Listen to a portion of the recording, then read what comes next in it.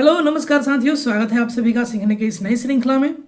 तो मेरा नाम है कुंदन कुमार और आज जो हम लोग सीखने वाले हैं वो विषय है राजनीति विज्ञान, जो क्लास 11th का है। आज हम लोग जो करेंगे इसका अध्याय संख्या 3 करेंगे, जिसका नाम है समानता अर्थात इक्वालिटी। ठीक है, तो चलिए देखते हैं कि आज के इस भाग में हम लोग क्या क्या सीखने वाले हैं। तो सबसे पहले जो हम बात करेंगे वो करेंगे समानता क्या है, समानता क्या होता है, और उसके बाद हम देखेंगे समानता महत्वपूर्ण क्यों है।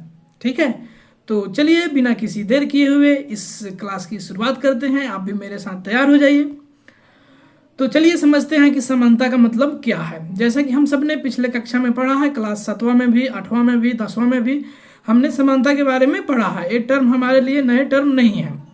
तो समानता का जो मतलब होता है वो होता है जब हर किसी के साथ बिना भेदभाव के, अर्थात हम किसी भी आधार पर हम भेदभाव नहीं करते हैं, वो महिला हो या पुरुष हो, गोरा हो या काला हो, धनी हो या गरीब हो, हम बिना किसी भेदभाव के एक जैसा व्यवहार जब किया जाता है तो उस जो कंसेप्ट है उसको हम क्या बोलते हैं, समानता बोलते हैं। और इसी को क्या बोलते हैं, इंग्लिश में इक्वालिटी बोलते हैं। यहाँ तक आई बात समझ में। यहाँ पर आप एक इमेज देख रहे हैं, इमेज का सोर्स दिया हुआ है, आप नेट पर सर्च कीजिएगा तो ये इमेज मिल जाएगा, जिसमें एक तराजू बनाया गया है और ये जो तराजू के दो पलड़े हैं इनमें महिला और पुरुष को दिखाया गया है। अर्थात ये फोटो के माध्यम से ये दिखा रहा है कि हमारे जो समाज में महिला और पुरुष की जो भागीदारी है, जो रिस्पॉन्सिबिलिटीज है, सेम है, बराबर है। ठीक है, अब हम आइए समझते हैं कि समानता किस किस रूप में हम देख सकते हैं, आखिर कितने प्रकार के समानता हो सकते हैं। तो जो हमारा पहला है वो है कानूनी समानता। कानूनी समानता कहने का क्या मतलब है कि कानून सबके लिए बराबर है। हम जिस देश में रहते हैं उस देश में कानून सबके लिए बराबर है, वो अमीर हो या गरीब हो, उच्च जाति का हो या निम्न जाति का हो, कम कमाता हो या ज़्यादा कमाता हो, आम आदमी हो या विधायक हो या नेता हो, सबके लिए क्या है, कानून जो है बराबर है। कानून सबके लिए बराबर है, चाहे कोई राजा हो या आम आदमी हो, सबको एक जैसा न्याय मिलना चाहिए।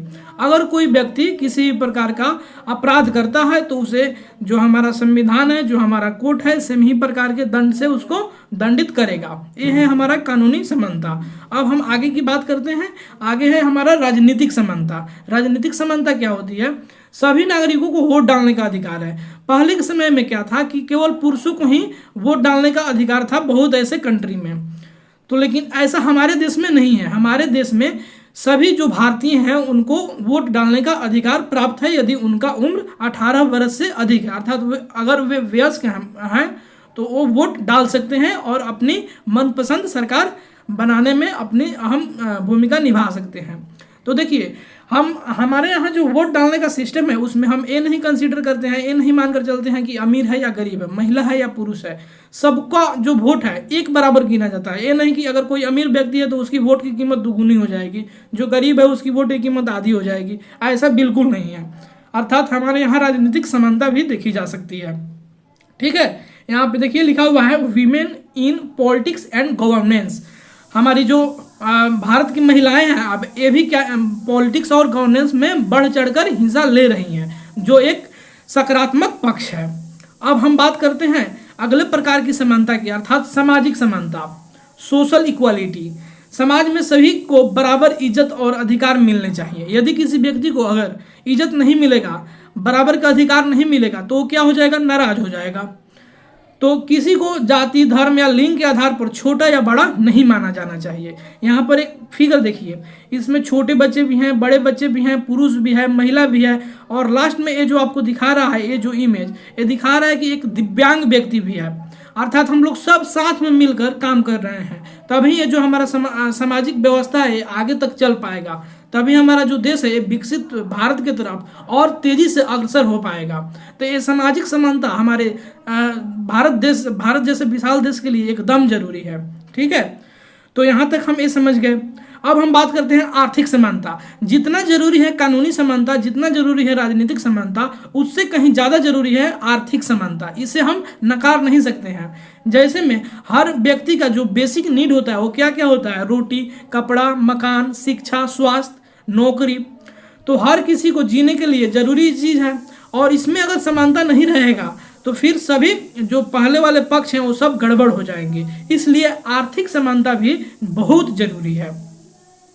ठीक है, अब हम बात करते हैं समानता क्यों महत्वपूर्ण है। भैया हम अगर समानता को इस देश से निकाल दें या हटा दें तो हमारे देश पर, हमारे समाज पर क्या प्रभाव पड़ने वाला है।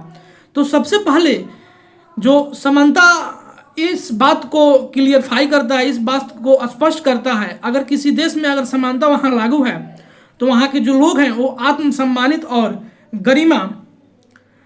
गरिमापूर्ण जिंदगी जीवन यापन करते हैं। जब हर किसी को बराबरी का दर्जा मिलता है तब लोग खुद को क्या करते हैं, सम्मानित और सुरक्षित महसूस करते हैं। इसलिए समानता बहुत जरूरी है। चलिए अब हम नेक्स्ट पॉइंट देखते हैं, न्यायपूर्ण समाज की नींव। अगर हम चाहते हैं कि हमारा जो समाज है उसमें सभी को बराबर न्याय मिले, अर्थात हम एक न्यायपूर्ण समाज की नींव रख पाएं, तो उसके लिए समानता बहुत ज़्यादा जरूरी है। जैसे हम आपको बताएं, समानता के बिना समाज में न्याय और शांति संभव नहीं है। अगर कुछ लोगों को ज़्यादा और कुछ लोगों को कम अधिकार मिलते हैं तो समाज में क्या बढ़ेगा, असंतोष बढ़ेगा, जिससे लोगों में विद्रोह की भावनाएं पैदा होगी और लोग शांति से नहीं रह पाएंगे। जैसे कि सुप्रीम कोर्ट की एक फोटो यहाँ पर लिया गया है, जिसका सोर्स है हिंदुस्तान टाइम्स से ये फोटो हमने लिया है, लेकिन एक्चुअली ये जो मूर्ति है ये सुप्रीम कोर्ट में है, ठीक है, जिसमें एक महिला के हाथ में तराजू है और उसके हाथ में भारतीय संविधान है, जो इस बात की सुनिश्चित करता है कि हमारे नज़र में सभी लोग इक्वल हैं। वो किसी भी धर्म से आते हों, किसी भी जाति से आते हों, किसी भी लिंग से आते हों, गोरे हों या काले हों, हम किसी भी प्रकार का भेदभाव नहीं करते हैं, अर्थात इक्वालिटी बनाए रखते हैं, ठीक है। और जो हमारा दंड संहिता है, हमारे जो भारत देश का चलाने का जो नियम शासन कानून है, वो सब हम भारतीय संविधान के अनुसार करते हैं, ठीक है। अब देखिए जो समानता है आगे किस प्रकार को हेल्प करेगी, तो लोकतंत्र को मजबूत बनाने में। हम जानते हैं कि हमारा भारत देश सबसे विशाल लोकतंत्र देश है, तो लोकतंत्र को तभी सफल माना जाता है जब हर एक नागरिक को बराबर के अधिकार मिले। क्या मिले, बराबर के अधिकार मिले, जैसे में वोट डालने का अधिकार, बोलने की स्वतंत्रता और समान अवसर, ठीक है। तो यहाँ पे देखिए जब हम वोट डालते हैं तो जो वोटर वाले अधिकारी होते हैं हमारे उंगली पर एक स्याही लगा देते हैं निशान के तौर पर, तो वहीं और आप यहाँ पर देख सकते हैं, यहाँ पे जितने हाथ प्रेजेंट हैं ये अलग अलग कम्युनिटी, अलग अलग जाति, अलग अलग धर्म के हाथ हो सकते हैं। तो इसमें समानता जो है ये लोकतंत्र को मजबूत करने में बहुत ही ज़्यादा हेल्प करती है, ठीक है। अब हम बात करते हैं इस संविधान के जो मूल्य हैं, जो फंडामेंटल अर्थात मूलभूत मूल्य हैं, उसको बनाए रखने में क्या करती है, मदद करती है। क्योंकि भारतीय संविधान में समानता क्या है, एक मूलभूत अधिकार है। प्रत्येक नागरिक का क्या है, एक मूलभूत अधिकार है, यह हमारे लोकतंत्र की आत्मा है, इसलिए समानता बहुत जरूरी है। अब देखिए समानता और क्या क्या कर सकती है, तो भेदभाव और असमानता को खत्म करती है। समानता हमें सिखाती है कि जाति, लिंग, रंग या आर्थिक स्थिति के आधार पर किसी को छोटा या बड़ा नहीं समझना चाहिए। जैसे में एक फिगर यहाँ पे दिखाया गया है, देखिए इधर फीमेल अर्थात महिला को दिखाया गया है, इधर पुरुष को, और पुरुष वाला जो पलड़ा है ये नीचे दिखाया गया है, अर्थात जो हमारे समाज में ये बना हुआ है कि पुरुष लोग ही ज़्यादा पावरफुल होते हैं, ज़्यादा उनका वेटेज है, ज़्यादा वजन है, तो ऐसा कुछ नहीं है, ठीक है। ये जो समानता है इन सभी प्रकार के भेदभाव और असमानताओं को क्या करता है, खारिज करता है, खत्म करता है। अब देखिए जो वंचित वर्ग के लोग हैं उनको न्याय दिलाने का साधन है। ये जो छोटे छोटे बच्चे हैं पढ़ने जाने की उम्र में अभी से ही काम पर लग गए हैं, बाल श्रम कर रहे हैं, तो समानता के सिद्धांत से ही हम पिछड़े, दलित, महिलाओं और गरीबों को आगे बढ़ाने का उपाय कर पाते हैं, ठीक है। अब देखिए हम अब देखते हैं कि भारत सरकार द्वारा सामाजिक समानता बनाए रखने के लिए क्या क्या उपाय किया गया है। तो देखिए पहला उपाय जो है कानून के समक्ष समानता, अर्थात कानून के नज़र में सभी लोग एक समान हैं, जो आर्टिकल 14 अर्थात अनुच्छेद 14 में इसका वर्णन किया गया है। उसके बाद अस्पृश्यता अर्थात क्या कहते हैं इसको, सिंपल शब्द में छुआछूत।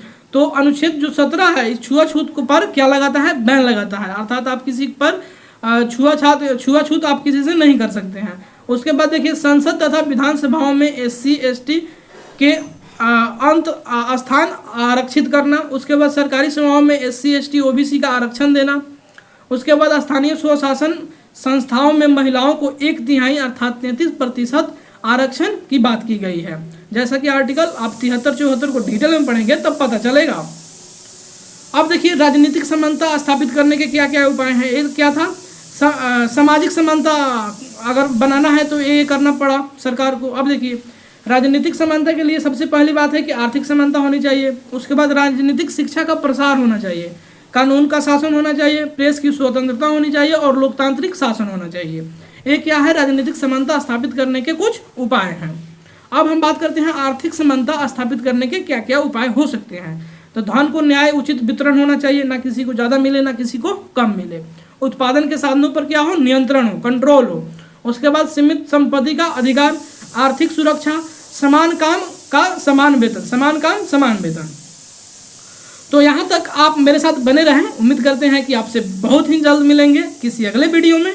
तब तक आपका बहुत बहुत धन्यवाद। जय हिंद।